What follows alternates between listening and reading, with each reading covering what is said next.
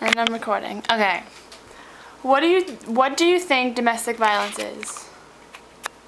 I think domestic violence is violence at home between members of a family, either a married couple or children and parents, or even parents and parents. You know, like there was a daughter and her mother.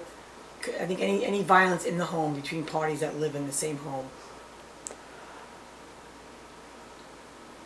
Did you know that domestic violence isn't just physical abuse, it's also verbal and mental abuse? Yes, I definitely strongly believe that verbal and abuse is very much a domestic violence.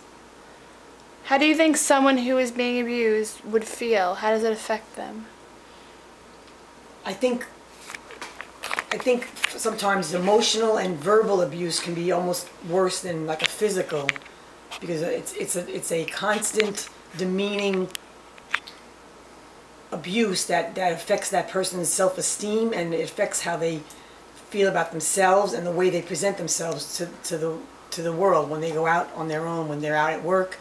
I think it affects how they come off. If they're constantly badgered and emotionally abused, they will not walk out to work and be confident and happy and hardworking. They'll be distracted, and they'll be insecure, and they'll be having a lot of self-doubt. Okay. What would you do in their position? If I was being abused, Yes.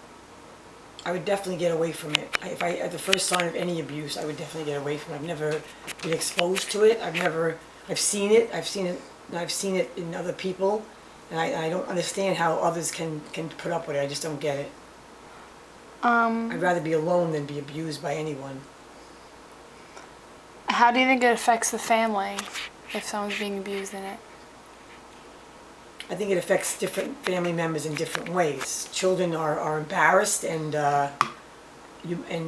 also feel some self-doubt too, and they're confused because they're seeing abuse by people they're supposed to love and look up to and respect, and yet they're seeing them abusing people or being abused, and they are confused about how they're supposed to feel about them and about themselves. I think it's very, very damaging to people that observe it as well as people that are involved in it.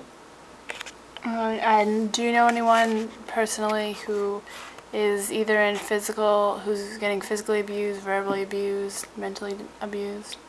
I've never really been around physical abuse, but I definitely know a lot of people that have been exposed to mental, emotional abuse by people that put them down, that make them feel insecure about themselves, and it makes the person that's being abused very insecure. It makes them lack the ability to fight back and to feel good about themselves.